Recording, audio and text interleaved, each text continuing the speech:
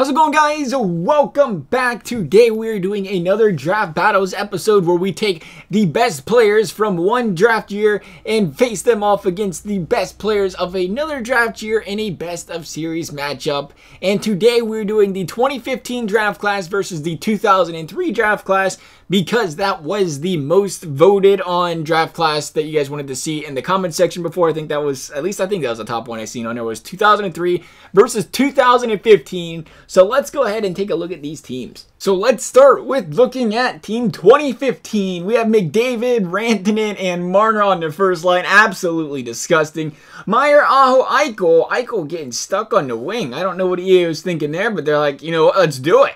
Barzal, DeBrus, Connor on the third line, Konechny, White, and Dylan Strome on the fourth line. A very, very solid offensive team. The defense looks like the future of the league too. Shabbat, Werenski, Provorov, Hanifin, Nudavara, and Vince Dunn. Going over to the goaltenders, and we have Blackwood and Hill, and I'll show you the scratched players real quick. Carlo, Dermott, Zaka, Sorelli, and Boyu making those guys over there on the scratch. Just not quite high enough to make the team, but they did make the bench at least. Then looking at 2003, what a draft class this was for defense. Let me tell you what, I'm saying defense because look at the defensive centerman in this one. Bergeron, Kessler, Getzlaf's not that bad himself. Eric Stahl, Perry, Brown, Pavelski, very, very solid. And David Backus squeaking in there way down there. Another great defensive centerman. I do not know what they was drinking back there in 2003, but just look at this. Burns, Suter, Weber, Buffalo, Phaneuf, Seabrook. I can't believe it still. Ryan Suter and Shea Weber were both drafted by Nashville. Could you imagine if those two were on the same team for a decade and a half? That would have been nuts. Looking at the goaltenders, we have Fleury, we have Crawford. Of course, Fleury was taken first overall in this draft. A lot of studs out there. The goaltender was taken first overall, and then there is our scratched players. Once again, we see General Lee in there, Brad Richardson as well. The one thing about the 2003 players, but let's get this puppy going. Pittsburgh's got the home game, aka the 2003 team, to start the series. And we'll get period number one simmed up real quick, and it's a 2-1 Pittsburgh lead early. It's going to be interesting because we talked about the goaltending in the last episode, and we look at it again. This time, Blackwood, he deserves a little bit higher than a 76. Let's be honest here, but you know what? EA's giving him a 76, so like prove yourself, then you'll get a higher overall. We have Pavelski, we have Bergeron, McDavid on Fleury, but that could be the one thing that does cost Edmonton here is the goaltending. We'll see how it goes, though. There's another goal, though. Right back coming in there, firing real hot. Jack Eichel on Marc-Andre Fleury himself. But the one thing I think that is kind of interesting about this is you look at 2003, and you can say, oh, 2003, a lot of these guys have, you know, low overalls now because they're older. And if you would have taken like a Brad Richardson 3, 4, 5 years ago, or a Thomas Vanek, they would be a lot more stacked. But I thought, you know what? At the same time, you can indeed say that, and you are absolutely right. You can look and say, well, 2015, they would have stacked goaltending possibly. Maybe Blackwood ends up being, you know, an 88 overall 4 or 5 years down the road, but right now he can't be. Same can be said about some of the defensemen, and maybe some forwards are still, you know, coming up through the league, like the DeBrusks of the league. That might have came up a smidge later than some of these guys, but this third period is coming, and it is going very quickly. No goals. We was talking about the goaltending over there in Edmonton possibly being a problem, and Blackwood's just like, you know what, I'm fine. Maybe it's a power play for the Pittsburgh Penguins, a power play that gets killed off very quickly, surprisingly, because I'm imagining that is a lethal power play. Although Edmonton does have a little bit better of an offense in this matchup, Pittsburgh definitely does have the defense to shut them down. We might be going into a second overtime though, and we can and we will, and it ends early in the second overtime. It's a goal by none other than Hanifin from the point. 1-0 series lead for the youngsters, the 2015 draft class. Let's get into game number 2. We always get that first period to heat things up real quick. A quick sim for the first. Matthew Barzal with the goal. One thing that is definitely, I have to say, that is very interesting about this matchup, though, is just the pure fact that you look at this Pittsburgh 2003 team, probably, maybe, arguably the most stacked defensive draft in, you know, the league in quite some time. But then you go and look at this Edmonton 2015 draft, and it's just as stacked as that one was. You look at some of these guys, Shabbat, Werenski, Provorov. Lots of young guys coming up that could be very, very talented here in the future. Right now, though, it is all Edmonton.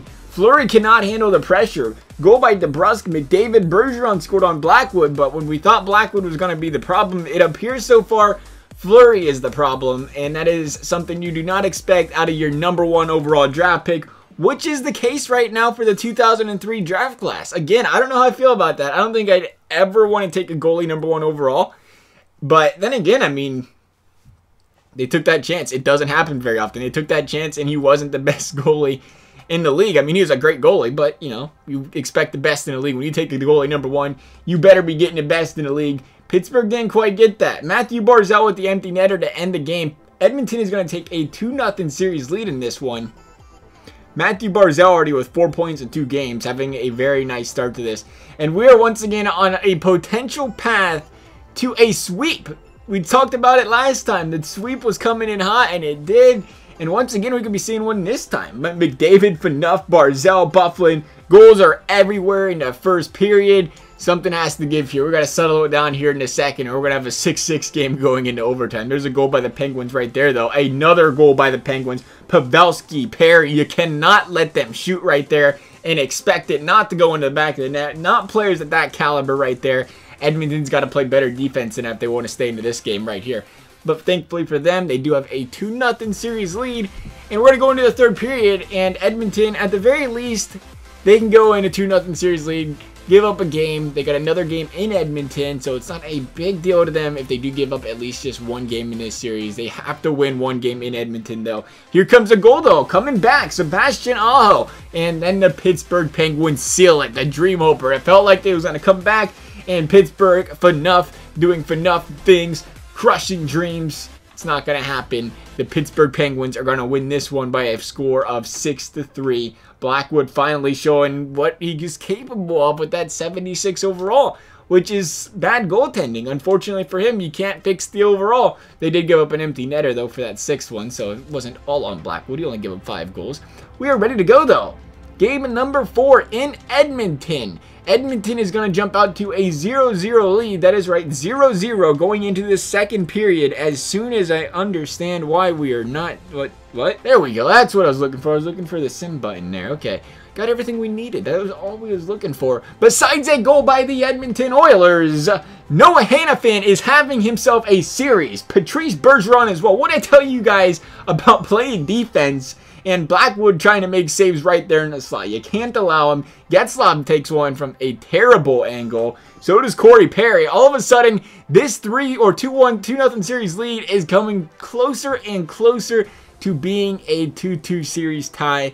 Edmonton does come back there late in the period, making it a 3-2 game. We'll take this one in the period number 3. Pittsburgh on the power play. They are all over Edmonton on that power play, and they finally net one in the back of the net. It is Brent Burns. Brent Burns, one of the later draft picks. Brent Burns, Dustin Byfuglien. We did not talk about Dustin Byfuglien. In this year's draft, he doesn't get drafted. Can you imagine Dustin Byfuglien not making the league? Maybe he goes undrafted and finds a team.